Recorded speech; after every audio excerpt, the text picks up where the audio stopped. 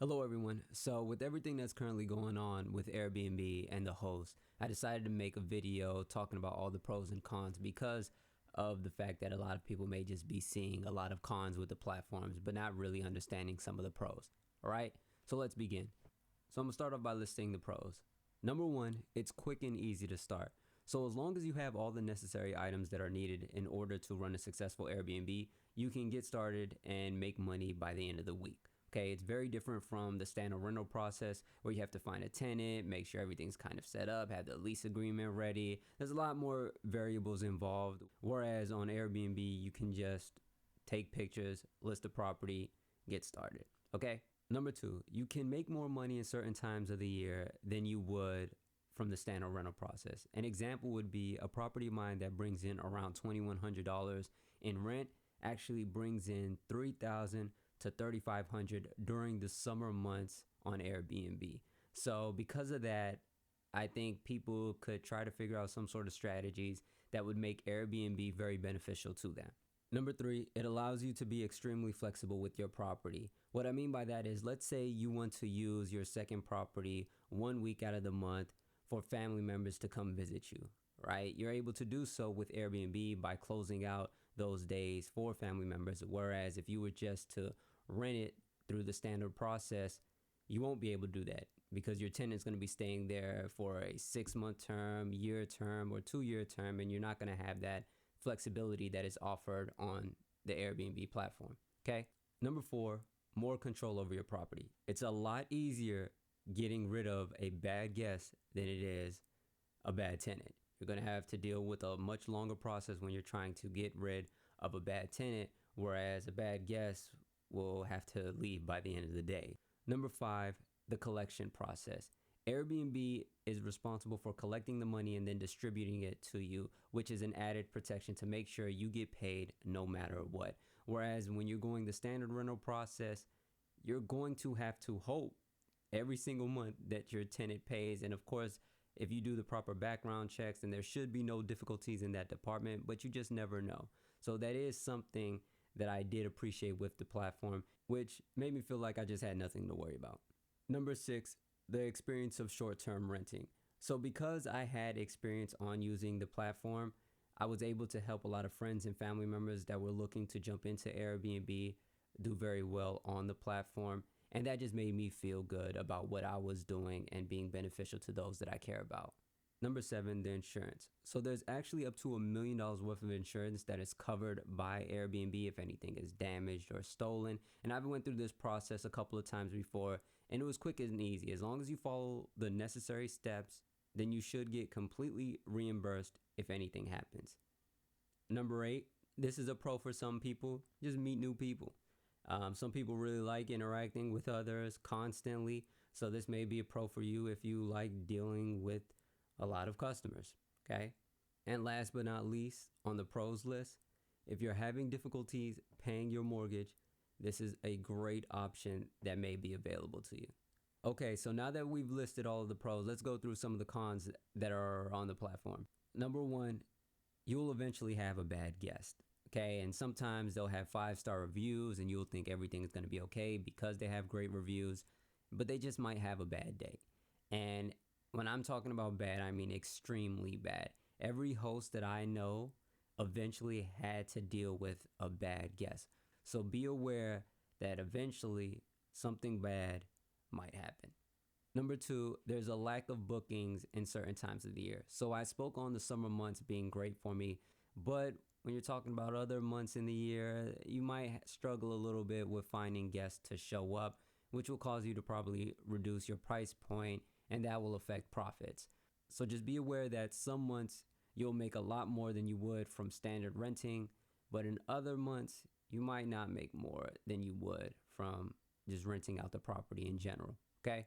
Number three, you have to inspect the property after every guest leaves. Now, this was a big one for me because I'm extremely busy throughout my day, so I don't want to have to go to the properties, look, make sure nothing was damaged, because if you're late on finding damages, then it will be extremely difficult to get reimbursed for those damages, which is why you have to be sure to inspect the property after every single guest leaves in a timely manner, okay?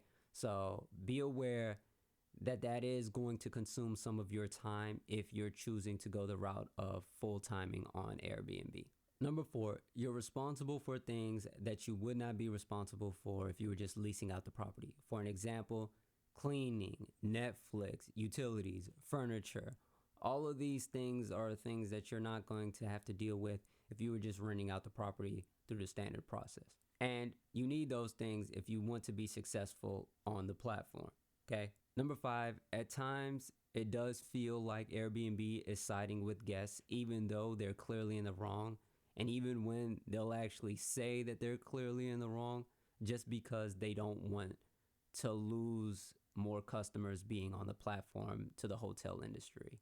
And I get it. Customers always right. That just may be what it is. But at the end of the day, some of these people should not be on the platform, and they are extremely dangerous to other hosts out there. Okay. Number 6, there's some Airbnb workers that do not know the policies, and it leads to awkward, stressful exchanges with the host that are just baffling. Me personally, I've never really dealt with anything like that where there is a gross amount of incompetence coming from some of the workers and just a lack of knowledge on their part. And I'm not saying that's all of them. I'm just saying that that's some of them. And it's been more than one time where I've spoken with a worker that went against the policies that are listed. So that's just something I want people to be mindful of. Number 7, there's regulations nationwide that may affect your ability to list on the platform. So just be aware of that before investing in a property for a full-time Airbnb use without having a backup plan. Because if you don't have a backup plan and you're not allowed to list on Airbnb, then you're stuck with a property that you were expecting to receive a ton of cash flow, when in reality, it's not bringing in any money at all. So be mindful of that. And look, I know that there's a lot of people that are operating their Airbnbs illegally. That's your choice. That's your decision. You have to really look at the situation and see if it's worth it or not. There's different punishments for different areas. So yeah, be aware of that, and you can kind of weigh that out if you think it's worth it or not.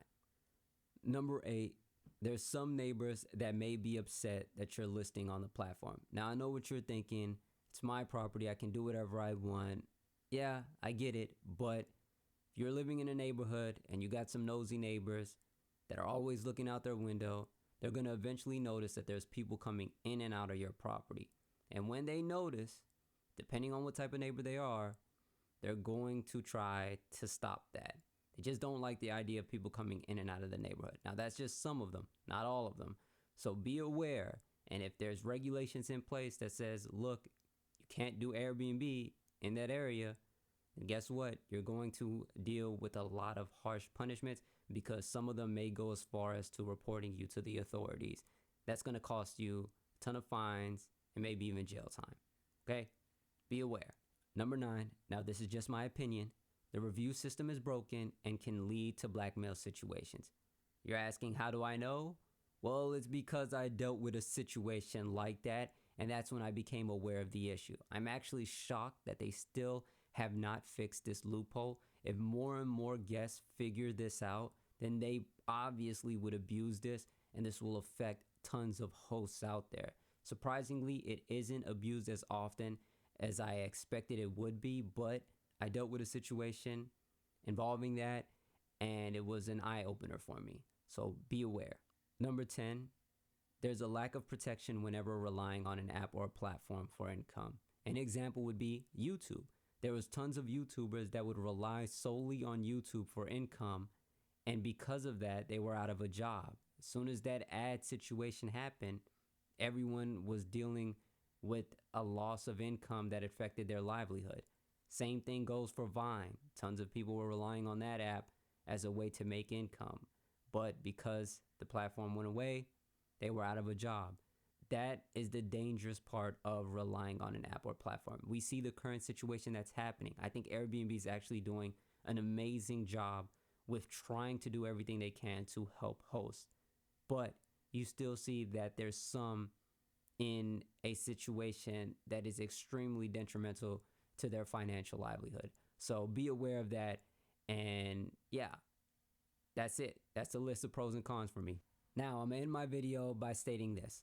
Overall, I think Airbnb is a wonderful platform that everyone should give a chance if they have an investment property. I think it's extremely life-changing for certain people that are having difficulties with paying off their mortgage, and it does lead to other options when it comes to cash flow, which can be extremely beneficial to you.